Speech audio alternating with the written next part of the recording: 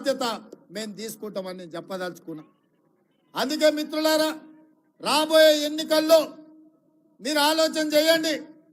ఇవాళ రాష్ట్ర ప్రభుత్వమే కాదు, పార్లమెంటులో 14 మంది మన కాంగ్రెస్ వాళ్ళు ఉంటే ఎవరున్నా ప్రభుత్వం పొత్తుల ప్రభుత్వం మనమే వస్తుంది. ఇవాళ మోడీ 400 సీట్లు వస్తాయి అంటుండు. 400 సీట్లు వస్తే పొత్తు పెట్టుకోనికి చంద్రబాబు నాయుడు ఎందుకు, ఒరిస్సాలో నవీన్ పట్నాయక్ ఎందుకయ్యా నీకు? నీ సంసారం చక్కగా ఉంటే ప్రతి రాష్ట్రంలో ఒక్కొక్కరిని కలుస్తున్నావు కదా. మహారాష్ట్రలో శివసేనని చీల్చినావు, ఎన్సీపీని చీల్చినావు, కర్ణాటకలో పోయి దేవగౌడతో పొత్తు పెట్టుకున్నావు, ఆంధ్రప్రదేశ్లో పోయి చంద్రబాబు నాయుడుతో పొత్తు పెట్టుకున్నావు, ఒడిశాలో పోయి నవీన్ పట్నాయక్తో పొత్తు పెట్టుకున్నావు, బీహార్లో పోయి నితీష్ కుమార్తో పొత్తు పెట్టుకున్నావు, ఉత్తరప్రదేశ్లో పోయి అప్నాదల్ సుప్రియ అప్నాదల్ అనుప్రియ పటేల్తో పొత్తు పెట్టుకున్నావు. ఇవాళ ఎన్డీఏ మొత్తం అతుకుల బొంత కాదా?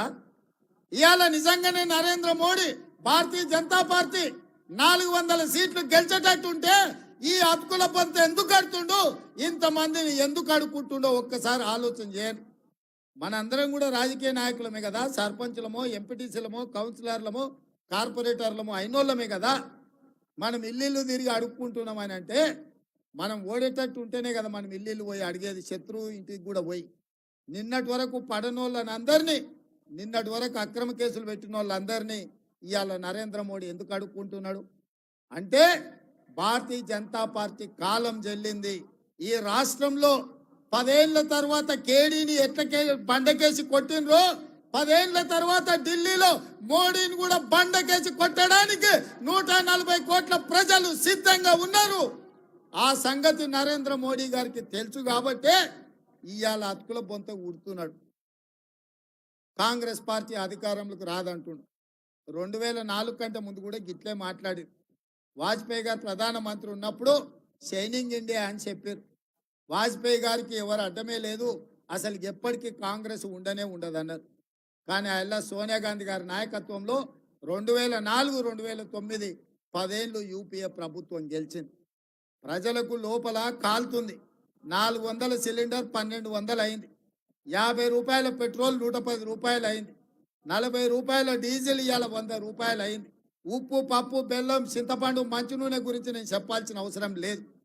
అంతెందుకు, కేసీఆర్ మోడీ దెబ్బకు 50 రూపాయలు ఉన్న క్వార్టర్ 200 రూపాయలు అయింది. అవునా కాలే? చాలామంది మా సోదరులకు లెక్క తెలుసు కదా. మరి ఇవన్నీ ఎట్లా ధరలు పెరిగినాయి? ఇవన్నీ ధరలు పెరిగినాక ఇంకా మోడీకి ఓటేస్తారా?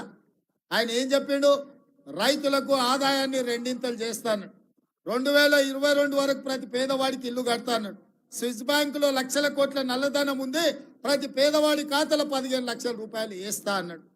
ఇట్లాంటివి ఆయన ఎన్ని చెప్పిండంటే ఇక లెక్క పెట్టే పరిస్థితే లేదు. మరి ఇవాళ అవన్నీ చేసిండ మళ్ళీ వచ్చి ఓట్లు అడగడానికి. ఇక ఆయన ఈటెల రాజేందర్ గారు, రేవంత్ రెడ్డి ఆ ఊరు నుంచి వచ్చి ఇక్కడ గెలిచిండు కాబట్టి ఈయన కూడా ఈ ఊరు నుంచి వచ్చి ఇక్కడ గెలవాలని వచ్చిండంట. ఏంటికే వెళ్ళా ఓటు? ఈయన మేడ్చల్లోనే ఉంటున్నావు కదా 10 ఏళ్ళ నుంచి, అవునా? ఈటెల రాజేందర్కి పక్కనే కదా ఇల్లు. ఎప్పుడైనా మన దగ్గరకు వచ్చి ఇక్కడ దిక్క ఈయనే కదా ఫామ్ హౌస్ కట్టుకున్నాడు కానీ ఎన్నడన్నా మన దగ్గరకు వచ్చిండా? మరి ఎన్నడు రాంది ఇవాళ ఓటాడు కానీ ఎట్లా వస్తాడా మన దగ్గర? 10 ఏళ్ళు మంత్రిగా ఉన్నాడు, ఎప్పుడైనా మన దిక్కు చూసిండా? పెన్షన్ ఇచ్చిండా? ఇల్లు ఇచ్చిండా? ఉద్యోగం ఇచ్చిండా? ఉపాధి కల్పించిండా? పోనీ ఎట్లున్నామని అడిగిండా? మన పెళ్ళికి వచ్చిండా? మన సావుకు వచ్చిండా? మంచుకున్నామని మనల్ని ఎప్పుడైనా వల్కరించిండా? మరి ఏం అడగనోడు ఇవ్వాలి సిగ్గు లేకుండా ఓటు ఎట్లా అడుగుతాడా మన దగ్గర? ఎట్లా అడుగుతాడు చెప్పురి?